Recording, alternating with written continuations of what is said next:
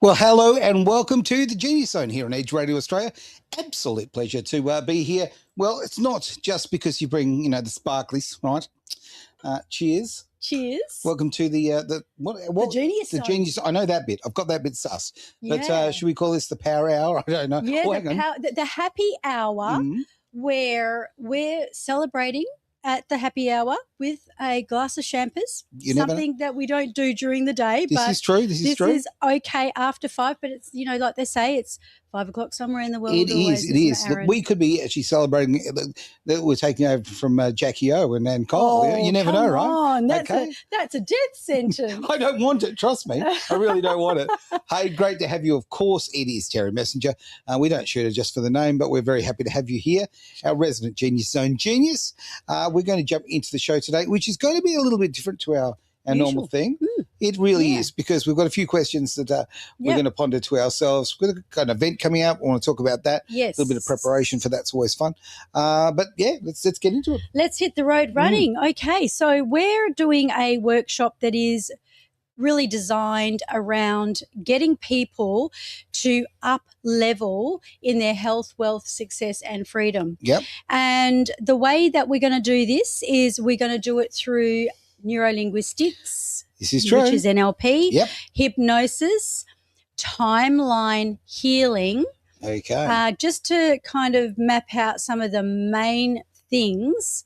And did I say the power of linguistics? You have now. I did. There we go. There you go. Yeah. So we're going to be, in other words, if I just want to cut a very long story short, Aaron, we're going to make change and learn how to make change through the subconscious mind.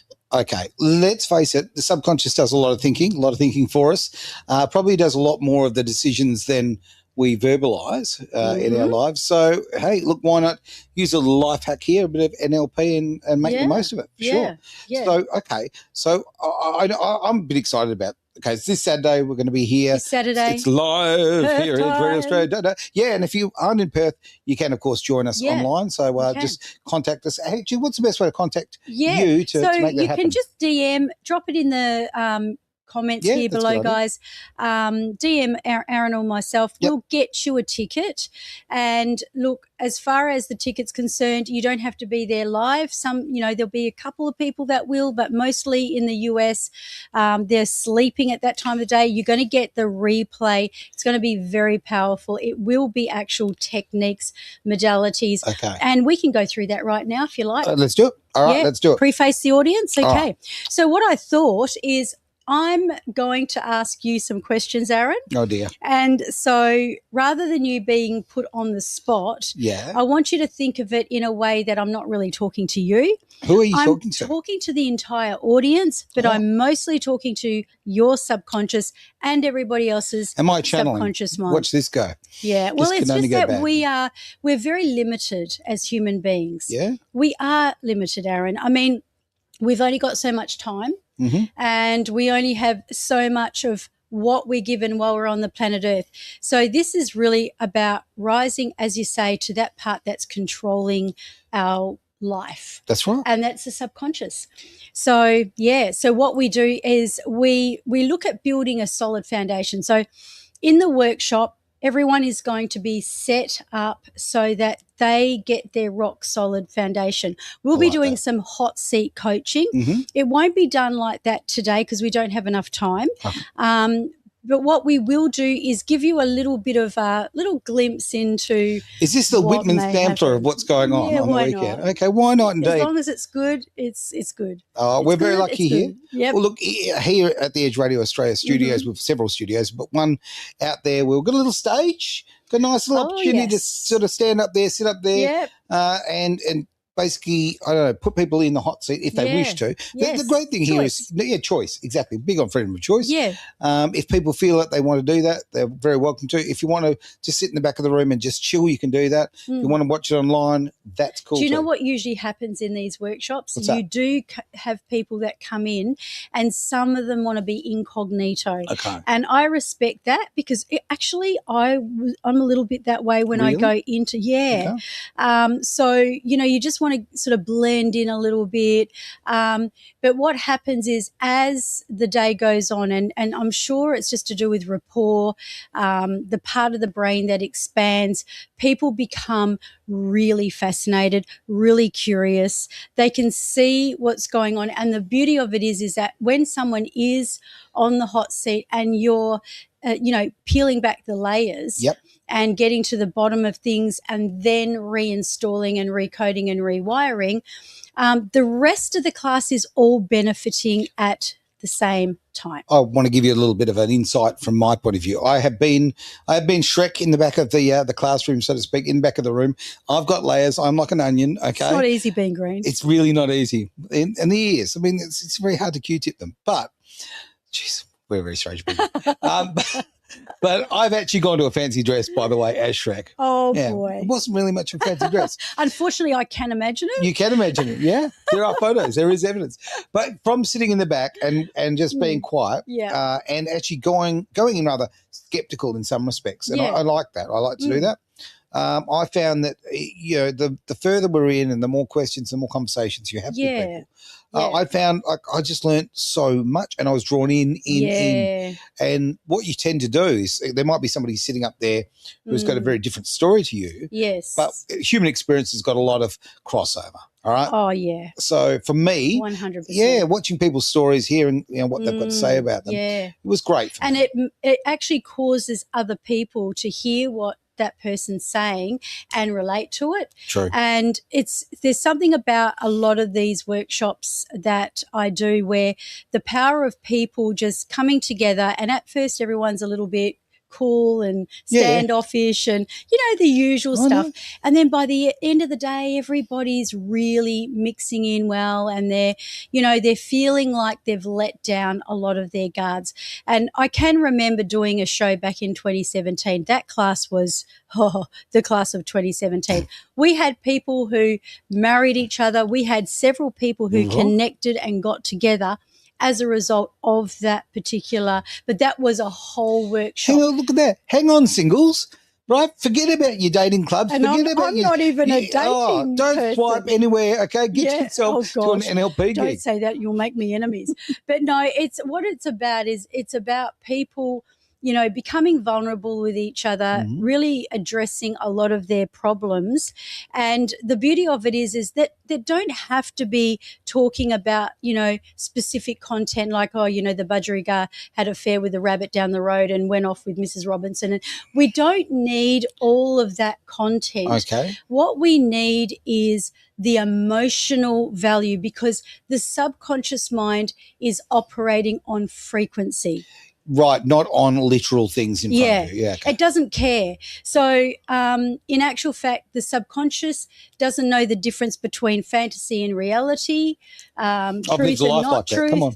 And it really doesn't care how it gets you from A to Z. Yeah. It just knows that a lot of the sabotaging patterns that we have are actually supporting what the subconscious believes is a good thing for us to do, because there's always a payoff. Well, it's maybe sometimes you need to rewire. I was going to say rewrite, but That's it's right. Rewiring, really. It is. Yeah. Those subconscious things. Because we restrict ourselves. We hold ourselves back by these self-imposed, they're deep in the psyche sometimes, or more often than not, I would tend to think. Restrictions on ourselves. So if you can rewire them, I always do this in my mind. I picture like a 1960s telephone exchange, when unplug the cord and plug that one in there, plug that. You know what I mean? That's what I see. Yes, That's I do exactly remember how those. I see. I'm that old, yes. Yeah, I'm not that old either. Come on. Like I've just watched TVs and movies, right? Yeah. And my beautiful mum actually worked in one of those, and she used to tell me stories. So maybe that's where it's come from. They used to tune into conversations. Why wouldn't you? They? Right? Why wouldn't you? So speaking of tuning into conversations, did you know that your subconscious mind is always tuning in to all the conversations you're having? But here's the scary part. It doesn't know that you're talking about someone else or yourself. So, so it's eavesdropping. And this has got a big part of master key number 1, which is do not pass go, do not collect $200.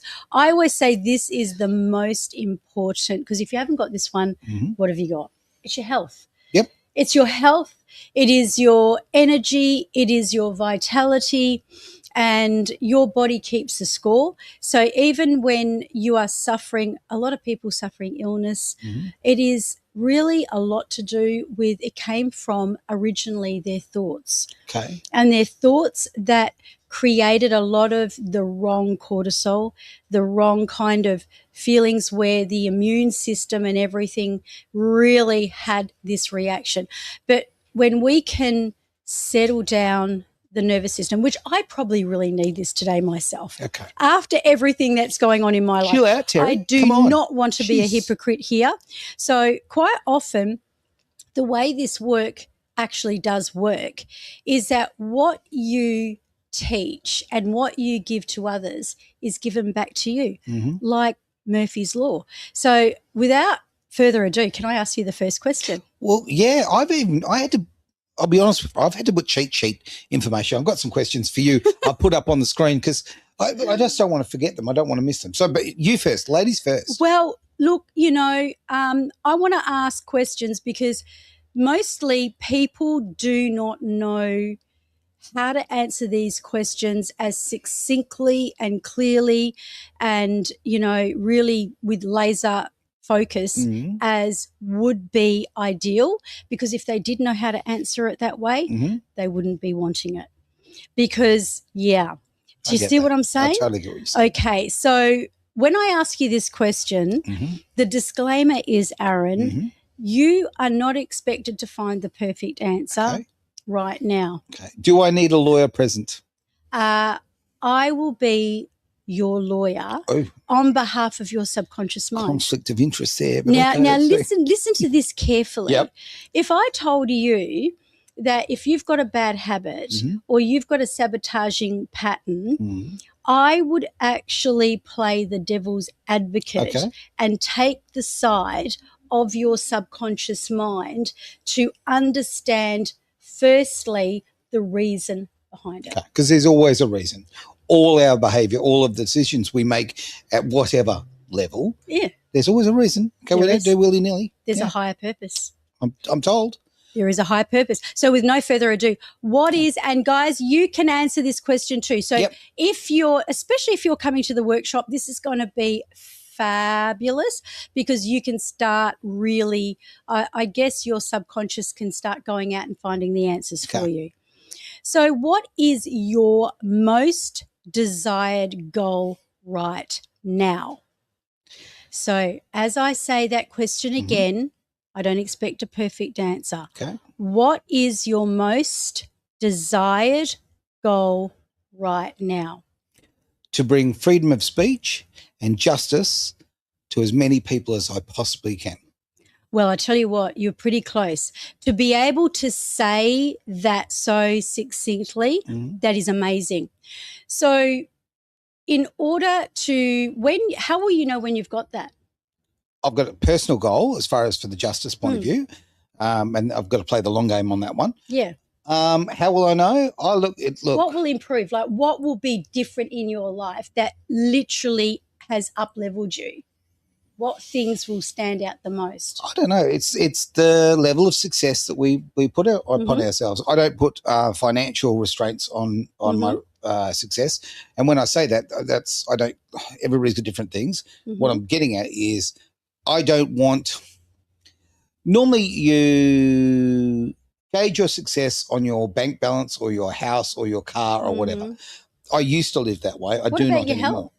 Health's not important to me, which is a naughty one. Ooh. I know. I was going to make the point before when you were talking about that. Okay, I want to make a point about health this way. We worry so much about our physical health. Okay, these days we worry about our mental health. Yeah. Okay, but what about our spiritual health? I'll speak English too. Yeah. But the most important to me, right, which I can't even believe I'm saying this, I've turned into a bit of a hippie here. Okay, the health of your soul and your energy. Ooh, like to me, huge. That's the healthiest in my life anyway. It's the healthiest I've ever been. The body's not so flesh, it's been in better nick, but my soul is healthier than it's ever been. Well, that is incredible and amazing. So when you have reached this goal of knowing that you have, I have a mission to transform 1 million people by the year 2028, Yep. but I can't do that by myself. No. That's been proven because in clinic for over a decade, I got to serve a lot of people, Yep. over 6,000, and that was over a decade. Yeah, but you're doing it on a big people. scale now. Let's be absolutely honest, right? You've got so many people who watch this show and will watch it later on and will share it with other people, all those things that people do. And that's a great thing. I love it when people share the shows, because what you're saying, okay, when you share a show that you've got something from, you're saying to the person that you've sent it to, I care about you. I think you'll get something out of it, right? So that, I think, is a really positive thing. Yeah. So when people have got, freedom of speech, and there is justice, and that you have made big dents in society, what will be different? Like, what will be different that has not been so great up until now? So, for example, and don't feel ashamed about saying finances, success, health, whatever. Yep. Okay, well, Jodie's put a comment there, which I really believe in. Yeah, health in many forms is my goal. I'm totally with you, Jodie, 100%. I don't think it's all about the physical. I certainly think it's about those other layers we were talking about before. Absolutely. So for me, that's a biggie. So, okay, so to go back on your question, I mean, okay, what's going to be different? So, okay, you wake up. Mm-hmm. The world has changed. Okay. You've made a dent in the system. Yep. You have brought people into freedom of speech, and there is some evidence that has been the case. You have also made a dent with justice. Mm-hmm. What is really physically different? Like, are you wearing different clothes? Are you walking in a different way? Do you have more money in your bank account? Are there more listeners on your radio? I mean, I'm talking. Okay, everything you just said, tick away, right? Right. I mean, look, to me, okay, I wasn't trying to put words in your mouth. Well, you did. You've done it. You nailed it. No, look, for me, okay, obviously having edge, being successful is a biggie, okay? Yeah. I care too much about this and too much about the people who are involved to not failure is not an option, okay? Simple as that. So big numbers is all well and good, but am I changing lives? Yeah, okay. And what we're doing is that changing lives for everyone involved. That's a winner. So that's a biggie for me. Mm-hmm. Yeah, look, do I want to be healthier physically? Hell yeah, I do. But I make every excuse at a subconscious level. I make every excuse to push that away. It's very, very sad that people don't always know what they truly, truly desire until something that is extremely meaningful has been taken away from them. And then you go, whoa, see, once upon a time, it was like, oh, I want to be successful. Mm-hmm. And as much as it was successful in I'd like to say an integral way to help lots of people, I feel there was too much hunger perhaps for it. Sure. So while you're hungry and desperate and hustling your little butt off, or big, whatever size it is, and just going forward, you're giving the universe one big message, and that is, I don't have it. Right. So you are in a position of loss and lack. Okay. And that's the frequency that then gets sent. So obviously, because we've only got so much time on the show, when you bring that to the table on Saturday, what's going to happen is we're going to look at why you want it, and you're going to go very deep in that why. Now, what's going to happen is at some level, you're going to pull out all stops and say something that drives you mad, makes you feel angry, right? Emotionally stirs you up. Because this is the way that. But don't we want to be emotionally stirred up? Why would you want, honestly? Why would you want to live your life on easy mode? Why would you like a life without passion? Because you say stirred up.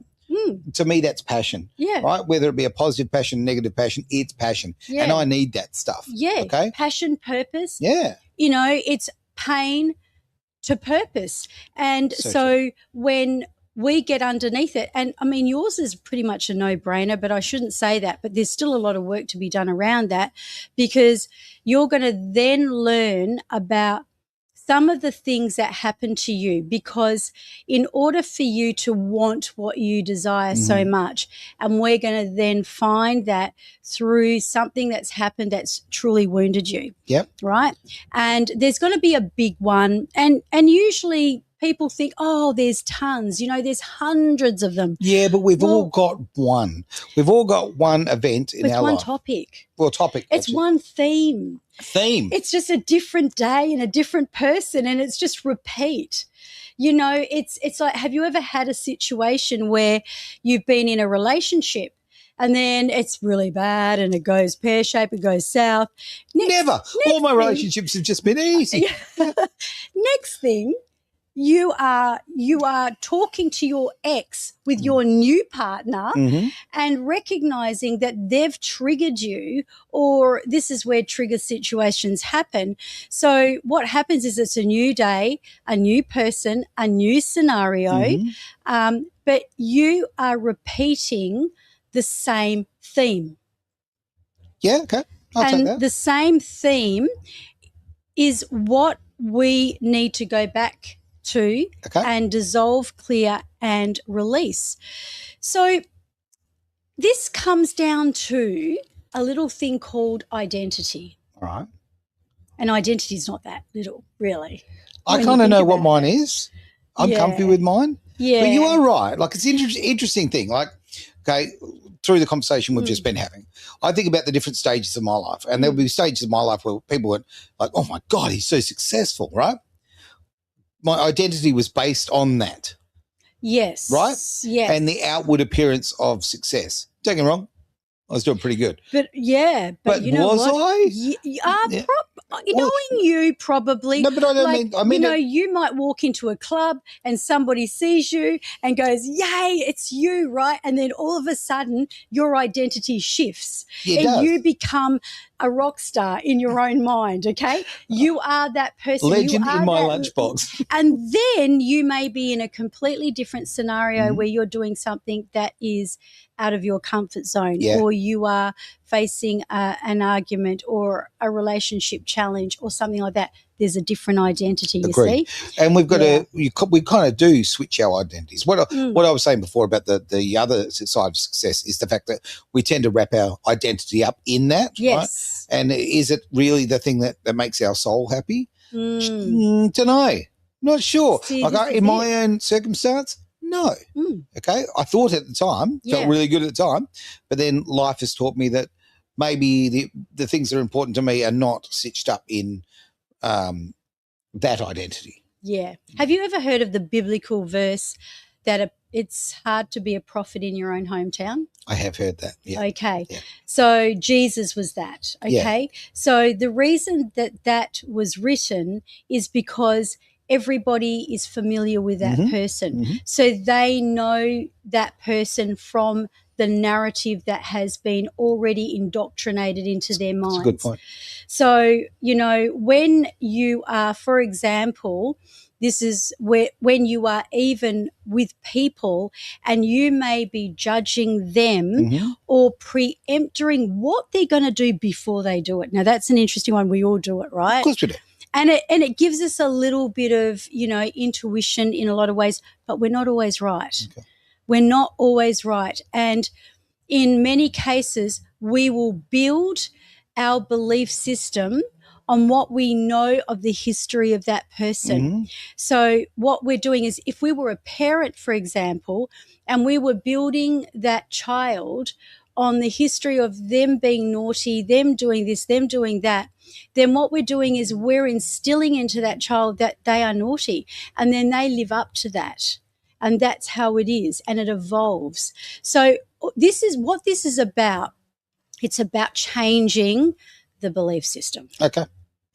And I mean, I think it's going to be great to be in front of a room full of people and those online as well. And I don't know, is there power in numbers? I guess I don't know. If you're in that group mentality and that situation. I have a happy number.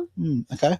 So there is, I feel that in a room, in my experience, there is a point where there is horses for courses. Okay. So for this particular training, because we're doing a lot of hot seat coaching, because we're doing real life dissolving, rewiring, recoding, it really is better to keep the numbers that are around about 15. Okay. There's the magic number. That is, 15. I've had 17 in a class before, but I feel that that's sweet. Sometimes it's better to have either one-on-one or, you know, for me personally, a group. But that's because there are so many different techniques. Now, you may jump on the hot seat and it may be that where your past has come from that has been holding you back in the old narrative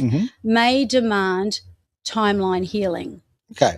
Thank you for saying that, because I was going to ask you about that. Actually, that's one of the things I put a note up, because there are these different terms that come to play that I don't really know. I don't really understand it. So timeline, explain that to me. So timeline healing is everybody does run in time. Okay. And the way we do time is very relevant to the way that we construct time. And time is actually man constructed. Yeah. Okay? That's why it's a different time. Well, look.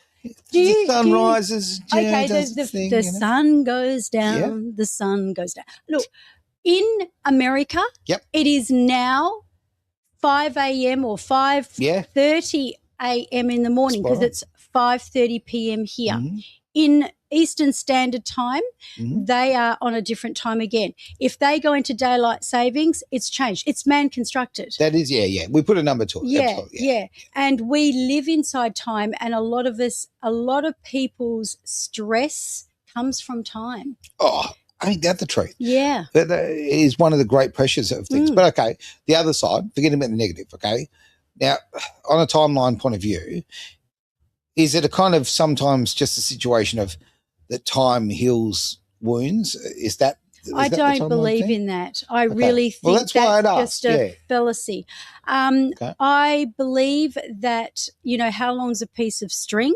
You know, time, you know, when you've got brokenness, if you've got grief, if you've got trauma, it may become lighter.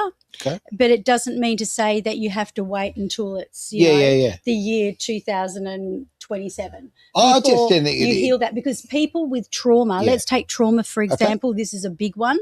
They don't recover that unless they do something about it. And to the best of my knowledge, to the best of my knowledge, this kind of subconscious work is the real deal of what can actually help people remove trauma. And it's not because you've got gurus sitting in front of you that are doing it. It's because you're dealing with the subconscious mind. My point was going to be this. It's not about the people you're sitting with. I think it's very much about the fact that you have to reach inside yourself, right? Like, you're the one who's going to fix this.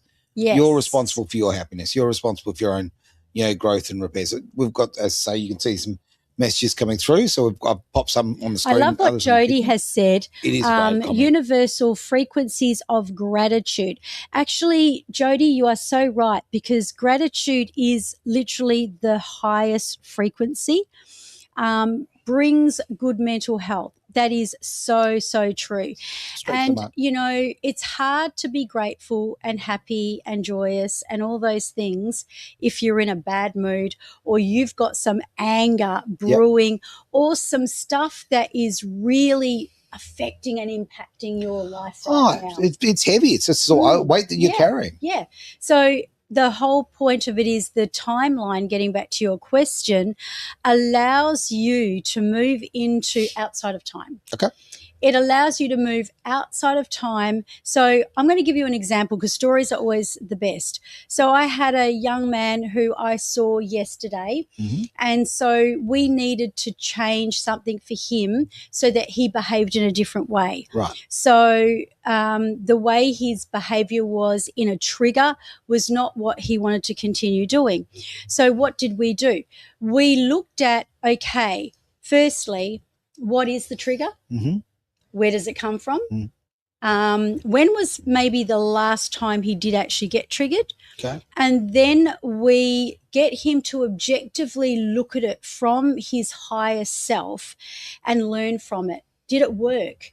To understand also what is the true essence of the reason your subconscious mind is doing it. Okay. Because your subconscious mind is always like, if you're for example, if you're addicted to drugs or cigarettes, it's not because you're deliberately trying to foul up your life. It's because your subconscious perceives that you are gaining something through that. In those two particular, well, certainly with drugs and alcohol, most of it is self-medicating, right? That most people are using it to get through another issue in their life, something that's holding them back. Yes. Yeah, there's no doubt about that. So there's always that higher purpose. So with this, he was able to go back and even locate the time before he even remembered when he triggered, where he was acting out of that old emotion. And he was able to learn from it, dissolve it, clear it, release it, and then install. And he was incredible, because when I said, look, what does that person need? It needs something, like it might need love, it might need self-esteem, it might need certainty. And we fill that space up and we help him to recode it that way. So that's kind of like a little bit of an example. I was talking to a super cool person the other day. I won't go into details. Just a super cool person. Getting along really well. Yes, cheers to that. Boom.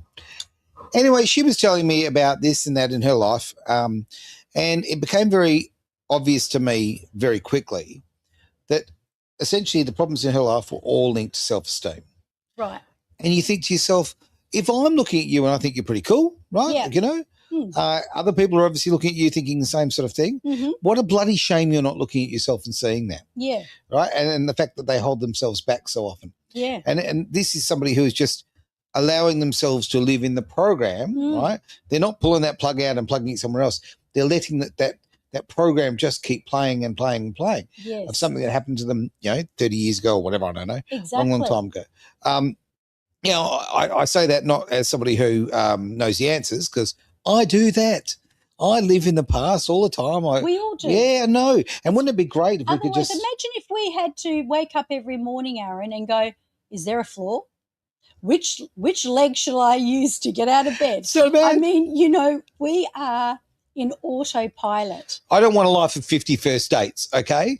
But remember the movie? Yeah. I don't want that. But I just think if you can use the power of the mind and these particular tools of NLP, right, to not get rid of the bad stuff. It's really belief change. Yeah. It's belief change. So if we can shift the perception of what you are believing about that situation, is the difference between how you cope, how you handle that situation, the way that you show up, the way you glow up. And when you can knock out those limiting beliefs that are like, I'm not good enough, or I can't do that, or I don't have enough money, or I don't have good enough health, or the excuses, I'm not slim enough, or yeah. I'm not rich enough, or whatever. You know what I mean? I really do. These are the elements that require belief change. So when we talk about making change, it's you that's making the change, and it's you that's making the belief change around what you believed about yourself at that next level that you want to be at. I want to go up to these questions that I've put on the screen, because it's time to put you in the hot seat. No. No, but I may as well. Yeah, but this is, before we went on air, that Terry and I were having a conversation, and we always have great conversations, and it flowed on. But there were some questions that we started talking about, and I said, no, wait until we're on air, because I think there's a lot of value for other people. I'm going to ask you the question about, like, what is the difference between NLP and Power Linguistics? Like, that's an awesome boom. question. So NLP, neuro linguistic programming, it's the way that your brain is driving your life through the programming from that usually begins between the ages of 0 and 7. Okay. So formative years, number one. NLP has a series of many powerful processes depending on the person that will help you shift. So, for example, if a person needs a belief change, there are so many modalities. Timeline healing can be one of them. A fast phobia cue can be another one of them. There's so many processes. There's anchoring. So it's about also being able to control. So there's a way we do life. Like there's certain things we do in life that we do and we're badass, you know, we've got it, we feel great. But then there's the bomb, there's the stuff that I'll take the 0, we're not so good at, right? Yeah. And that stuff needs channeling. Okay. And that's what we do. So we channel the stuff that. So the channeling fits under the Power Linguistics or the NLP? No, that fits under neuro-linguistic programming in the process. So it's a series of a lot of processes that was founded by John Grinder and Richard Bandler, two people that kind of did the Carl Sanderlands and Jackie O thing. But anyway, enough about that. So then with the power of linguistics, it is about you becoming more relaxed in yourself, easily, naturally, effortlessly, and in a way that you may find yourself feeling different. Because I wonder if you can notice what's happening right here. I can literally feel my heart rate dropping. It's amazing. I can feel my own heart rate dropping. Okay, if we go off air, we've both fallen asleep, all right? You'll know what's going on. We're having panic attacks before the show and now we're like, whoa. So speak for yourself. No panic attack here. Let's face it, we're casually ready. Always. Linguistics is all about the voice. And that is linked into, I mean, it was 101 stuff when I learnt hypnotherapy. Okay. And you need to learn how to speak. So tone and volume, Okay. That is going to help ground the room. Okay. And if you can become very powerful in that linguistic, so I'm going to give you a little example. So I wanted to give an example. Jeez. Yeah. You want to give one? Yeah. Okay, go first. Go on. You go first. As everybody knows, I can turn anything into a car story, right? Anything. Let's do it. Or a motorsport story. But, okay, it's like when a rally car or a race car comes in for service or pit stop, okay? Now, the team managers who are frantic and the arms flying everywhere and they're using high volume and they're barking orders, right? They do their thing. The guy who says, everybody's got their place and we're all very calm and we bring the car in, we talk to you, you're off in 5, 4, 3, 2, 1, go, right? Yeah. Guess who has the most successful stops? Guess who makes it, who gets that car serviced and back on the track as quickly as possible? It is the calm one, right? Not the fiery one, all that sort of thing, right? And I enjoy a bit of fire, so, you know, I like a bit of barking. I'm laughing because I'm running all these pictures in my brain about my life in the last week. But, you know, voice is so important. Yeah. But I'm just saying, like, okay, when you slow things down, you actually take the time just to be very deliberate. I think that's what I'm searching for, deliberate about it. Things that just run far more efficiently in my eyes. Your actual metaphor better than mine. Okay, cool. So I'm going to stick with that you one. You can use that. I'm still hearing it in my brain. Yeah, but it's true. And, you know, you can totally set the vibration of the entire audience. And sometimes there is a way where you've got to get them excited and you've got to lift them up. And then you've got to move into that next level without it being panic and with it being the kind of excited that gives them that inspiration, that go. You don't want them falling to sleep. And they're about to run away. And you want to give people you don't micromanage people. You give Yeah. people the tools to do their job to the best of their ability, 100%. right? And that makes a difference. Yeah. And then to use that pit stop mentality or that servicing mentality, like, okay, when I was running rally teams, service teams, okay, first I started with the, typical Aaron. I would just bark instructions, right? And I'm like, this is not really working. And after a while, you tend to learn. And I'd get to the point where everybody knew their role. Everybody had the specialized tools for what they were doing. Everyone knew their corner of the car. And then you'd go and you'd talk to people beforehand in a really calm way. And they felt empowered. They felt in control of their world, right? Exactly. And everything ran so much better. So just that. And because you know the age-old saying that your words are only 10%. Yes. So your body language, the tone of your voice, the way you speak, you could be firing someone and they might walk out going, yes, because you said it so good, Oh, God, yeah. So that's power linguistics in a nutshell. If you fire them and they send you a gift, then you've nailed it. Yeah. Have I got time to tell everybody one of the things I will be teaching on the day? It'll probably take a couple of minutes okay. So what if you could, when you are centered enough, ground in, because one of the things we're going to be really doing on the day is getting everyone really grounded. Okay. Yes, I am going to be using power linguistics. I will be using a lot of hypnotic induction. Okay. I will be utilizing a lot of the processes, but I'm going to teach on a kinesiology where it's a yes-no answer. It's like, have you ever had a situation where you had to make a decision but you didn't know exactly which way to go, maybe what was right? Mm-hmm. Well, it's going to help with that. And it's going to, because, see, the mind tells porcupines, because everything, like we have the monkey mind that tells us stuff based on the past and past narratives. This is going to go into tapping into the body and asking the body at the superconscious level the best answer that is going to serve you. And I'm going to teach the class how to be able to make a decision utilizing this particular process. And if you just want to hang out, get your tickets anyway. It's going to be fun. It's going to be fun. I tease. I think this is – I can't – look, I am just a natural cynic, okay? I'm someone who wants to pick it apart. I want to know the bones. You didn't believe any of this when we first when we started. first met, I thought, who is this crazy chick? I know, he did. He didn't believe a thing I said. I didn't. I could tell. I knew, because that's part of the thing that you part of the training. How to read people. Right. And I knew you were completely skeptical. Look, my wonderful best friend, Megan, we've been friends for over 30 years, okay? And she keeps it real for me on that sort of front, right?